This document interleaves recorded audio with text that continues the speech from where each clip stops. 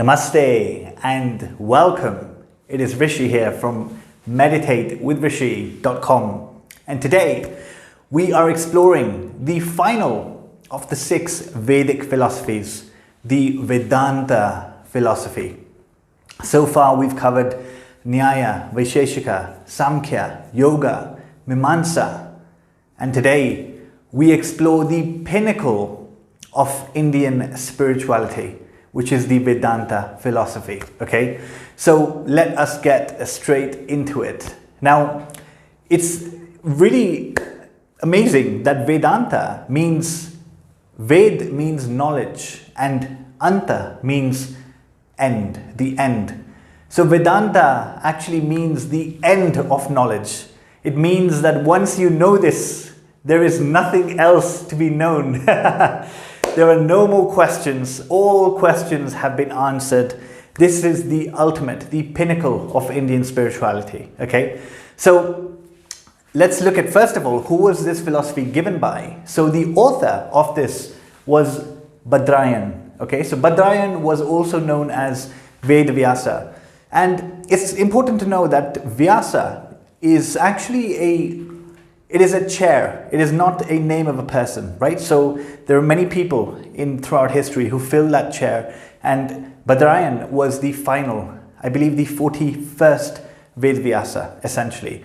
Now, after he wrote the philosophy, there were others that came and gave their commentaries on this. So the famous ones are Gaudapad, Govindapad, and the one that we all know, which is Shankara or Shankaracharya. Okay, he is the one who, at that time, India was under invasion from foreign countries, and a lot of the knowledge,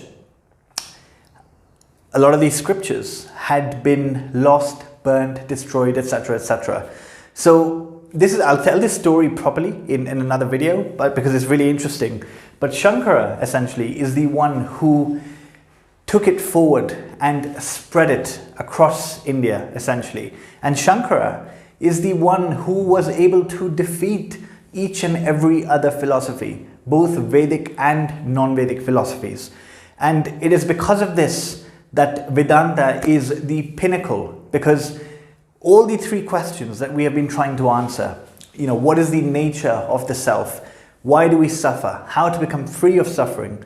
Vedanta has answered them so well that there are no more questions. Nobody has been able to out-debate the answers given in Vedanta. And Vedanta is actually based on the Upanishads. So there's 108 Upanishads, and the final 8 are the basis of Vedanta.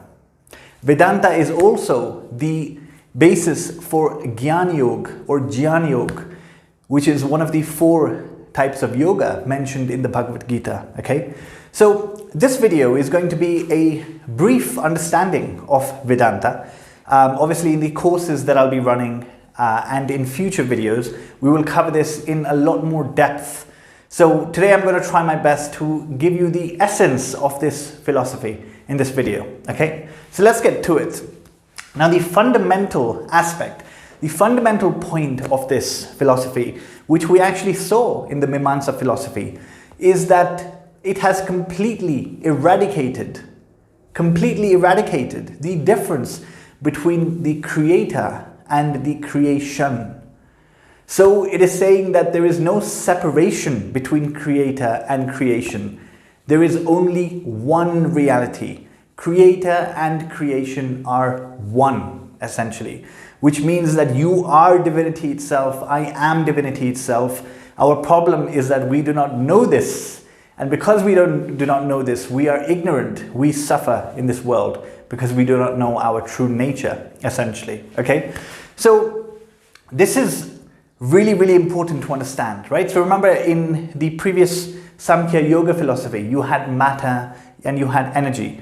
Vedanta is saying that all matter, all energy is all one reality, and that reality is called Brahman, as we saw in the Mimamsa philosophy. Okay, so everything is Brahman. You are Brahman, I am Brahman, the tables and the chairs are Brahman, the skies, the oceans, the rivers, anything that you can see, anything that you know is Brahman itself manifesting in different forms. Okay, so let's answer the first question essentially. What is the nature of the self? Who am I according to Vedanta philosophy?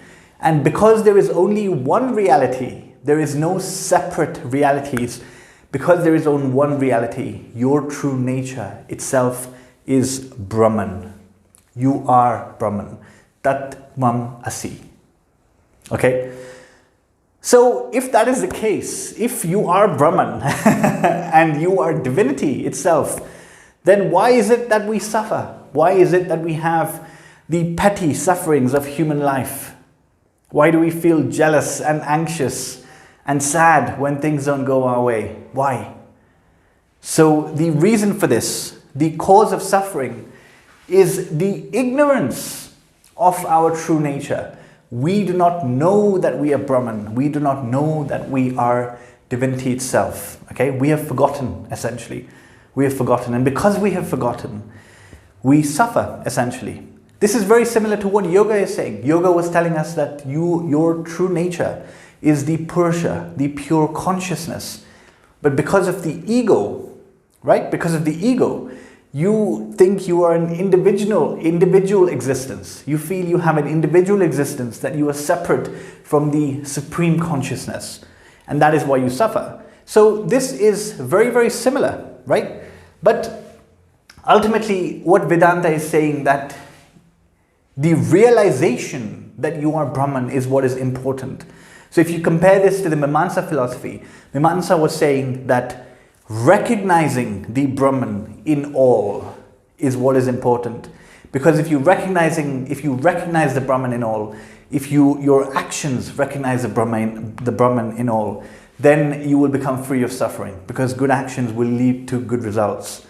Vedanta is actually saying that not just recognizing, but realization of your true nature is what will kill all suffering.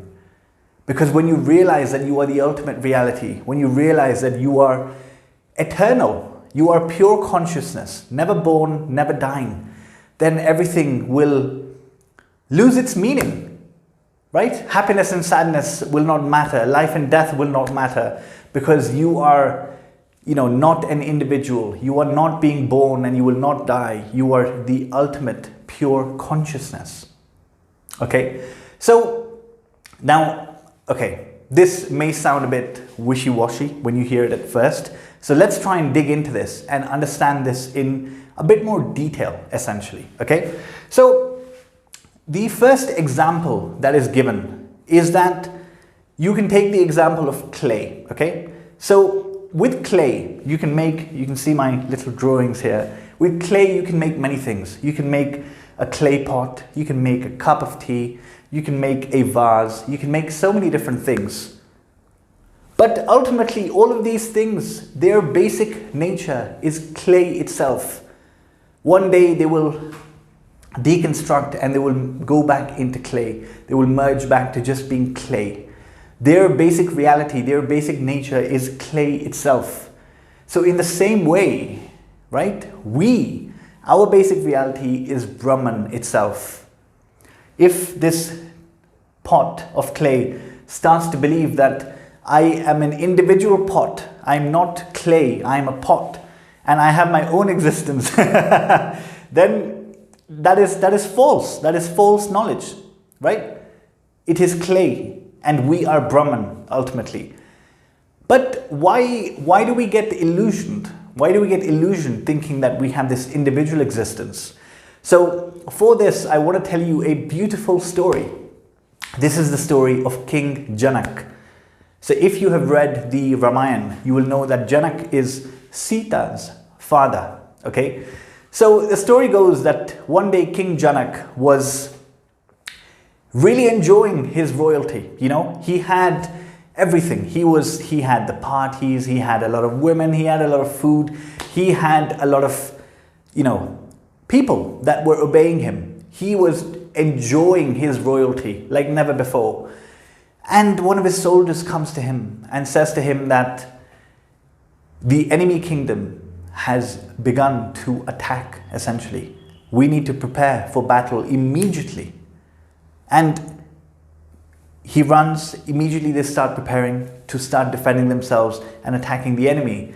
But it is actually too late. They have been caught by surprise and his kingdom is demolished. His army is killed, his family is killed, and he himself, I'm getting goosebumps telling this story, he himself has been captured by the enemy king and he's being dragged by his hair and put in front of the enemy king. And now the enemy king has ordered his men to kill Janak, to kill King Janaka. So the enemy soldier comes and puts his sword on Janak's neck. And Janak is weeping. He is embarrassed. He is ashamed. A king who was enjoying that massive kingdom has now been reduced to nothing, to death. And nobody is there to support him. And when he's crying, when he's weeping, all of a sudden he wakes up. And he wakes up and it was actually a dream. But that dream was so intense, it was so real, that now he does not know the difference between his dream and his reality. So he wakes up and his wife is asking him, what's wrong? What's wrong? And he says to his wife, is this real or was that real? Is this my waking real or was my dream real? Because the dream seemed really real. My heart is racing, I'm sweating. The visions are still vivid in my imagination. And his wife is saying, what do you mean? It's just a dream, go back to sleep. But this dream has overpowered him, essentially. He cannot sleep, he cannot think of anything. The whole night he doesn't sleep, and the next day he goes and anybody he meets, he asks them, is this real? Or was that real? Is what we are seeing right now real? Or what I dreamt of? Is that the actual reality? Which one is real? And nobody has any idea how to answer him. And a few days go by, some weeks go by, and this is all that has taken up his mind. And one day, the sage, the great sage Vashisht, is walking by the kingdom. Vashisht, by the way, many of you will know, was the guru of Lord Ram. So a very, very key figure in Indian history. And he is an enlightened being, an enlightened sage. And the people, see him and they ask him to come and meet their king because their king needs help. And the king, Guru Vashisht comes to meet King Janak. And King Janak asks him the same question. That, is this real or was that real? And Vashisht is an enlightened being. He knows exactly what Janak is asking him. And he says to Janak that neither that was real, neither this is real. Only you are real. Neither that was real, neither this is real. Only you are real. So what does this mean? Now Janak is even more confused. Well, what does this mean? Neither that is real, nor this is real. Only you are real. So to explain this, we are going to explore a concept from the Mandukya Upanishad. Okay? And it is telling us of the different states of consciousness that we go through, essentially. So let me explain this to you. So as a human being, think about your entire day and what it is that you go through, right? What are the states that you go through? So there are three main states that we go through. Our consciousness is doing one of these three things, okay? Either you are awake, okay? Which is what you are right now, hopefully, if you're watching this video. Either you are the waker, okay? You are in the waking state, or you are dreaming. Okay?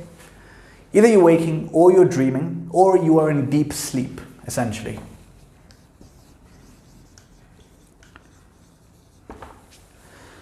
So think about this in your mind. Is there any other state that you've ever been in? Either you're awake, right? Or you're sleeping in deep sleep, or you are dreaming, essentially. This is pretty much the three states that exist, okay? So which one of these is real? Because Janak was confused between, his dream was so powerful. His dream was so powerful. When he was in the dream, all the things that happened in the waking state were happening. The chemistry of the body changed. His heart rate went up. He was sweating. And even when he woke up, he could still remember all that vividly. So the question is, which state is real? So when you are waking up, right, this is the one that we all identify with. That when we are awake and we're moving about in the world, we think that this is the state that is real, right? The rest, sleeping, dreaming, is just me recovering, ultimately. But then when you have a dream, like Janak did, then it makes you question that, wait, what is, what is actually real? So is the waking state real? Is the waking state real? So we'll come back to this, okay? We'll come back to this. You think it's real, we think it's real, because this is our life, essentially. Life as we know it. We don't know any different. Is the dreaming state real? Well, you can say that, no, it's not real, I'm dreaming. But when you are in the dream, is it real? Yes. When you're in the dream, you think that is real. And in fact, you can think it is actually more real than the waking state, because all the other senses are not working and your mind is free to do whatever it does.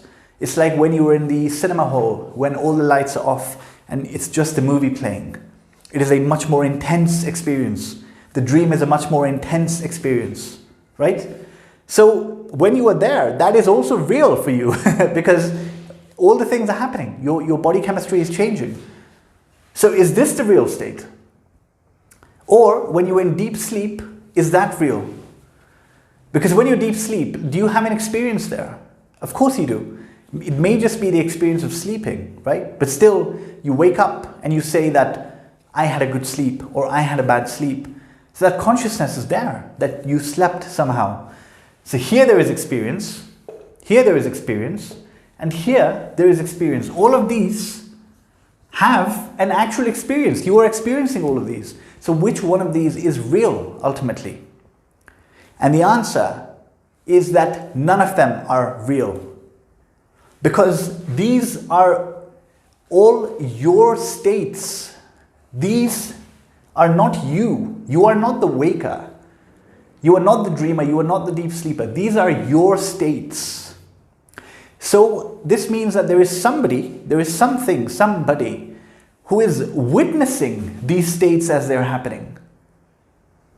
So it is the consciousness within that is going through this time of being the waker, that is going through this time of dreaming, that is going through this time of deep sleep. But who is it? Who is it that is going through these three states?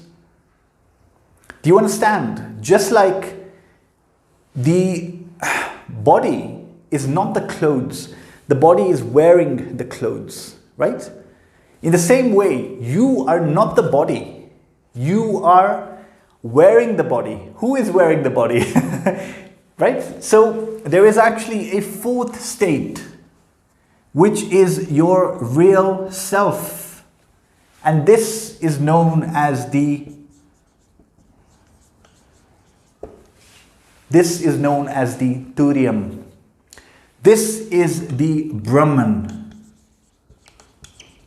This is your real nature, your real self, the witnessing consciousness, the pure consciousness, the one who is witnessing everything.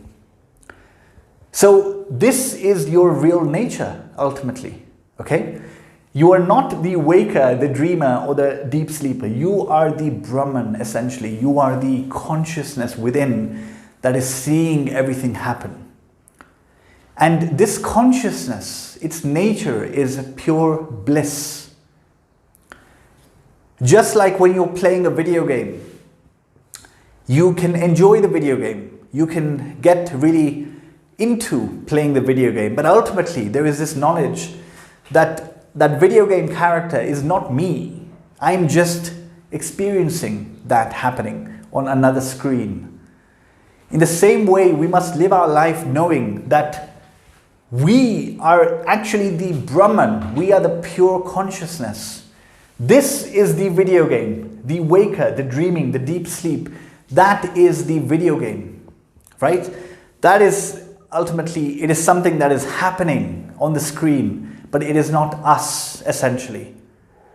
So the reason that we get illusioned, the reason that we get attached to this, the reason we get attached to these different states is the illusion itself, right? That is called the Maya. The Maya is the illusion. This is why it says that, Vedanta says that there is only one reality, Brahman. Everything else is an illusion. So everything else is an illusion, ultimately. You are the pure consciousness that is within, that is witnessing everything, okay?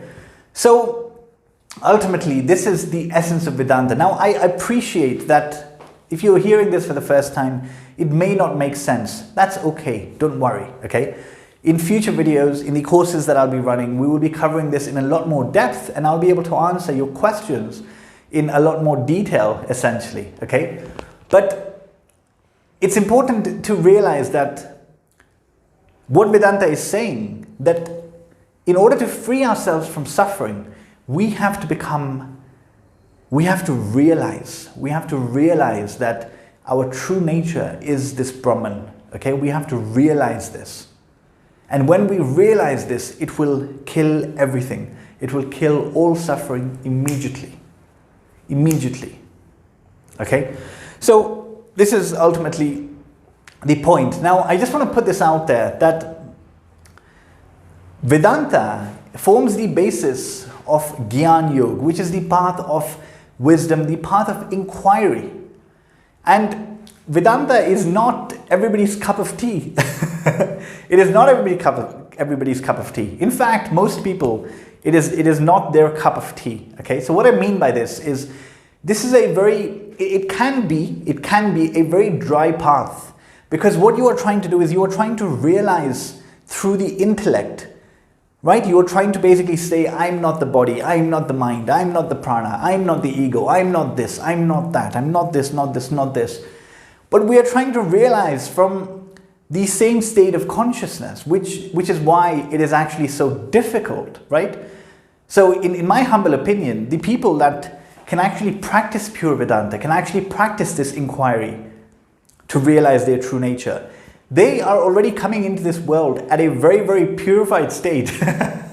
There has to be no ego, there has to be discipline, there has to be, all these things need to be inherent in you before you even start this path, right? So it's important not to, look at something like this and get excited and say, yes, I don't need to, do any yogic practices or anything. I'll just sit there and ask myself, who am I, and reach the truth.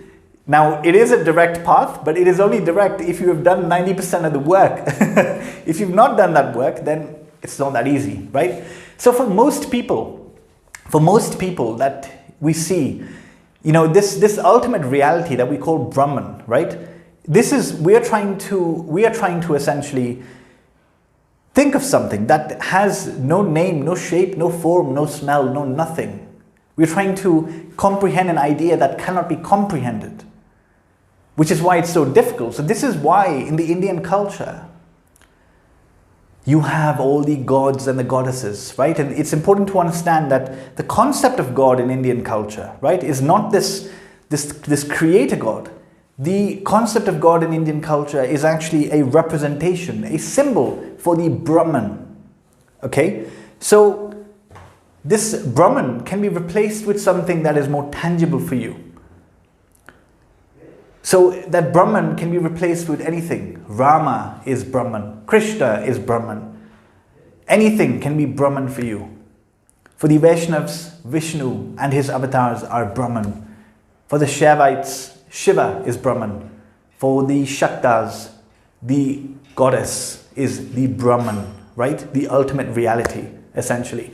So it's important that when you are on the path, right, that you pick something that is easy to understand for you, that you can relate to ultimately. So if you have grown up in a tradition where you like Ganesh or you like a particular deity, then that is the Brahman for you, right? That is what you need to essentially make your ultimate reality and realize that it is that which is in all beings. Everything is a manifestation of that, essentially. And what you are trying to do is you are trying to merge with that. You are trying to become one with that, right? So if you look at in yoga, what we are doing, in yoga, you are essentially separate, right, from the pure consciousness, right? You are separate and you are trying to merge. Your individual soul is trying to merge into the universal soul. Your individual consciousness is trying to merge into the universal consciousness. This is what you are doing in yoga. In Vedanta, you are trying to realize that you are the universal consciousness. Do you see the difference? So the difference is only on this side of realization. Once you are on the other side, once you have realized, once you have actually, gained that ultimate wisdom and knowledge, then it's all the same for you. Then you are that Brahman, you are that ultimate reality, you are that pure consciousness. So whether you take the path of merging or you take the path of realizing, that completely depends on you, on your temperament, ultimately. So this is a brief understanding of Vedanta philosophy. I really hope this makes sense. We'll be doing a lot more on this in the courses and in future videos as well. So thank you very much for listening. Namaste.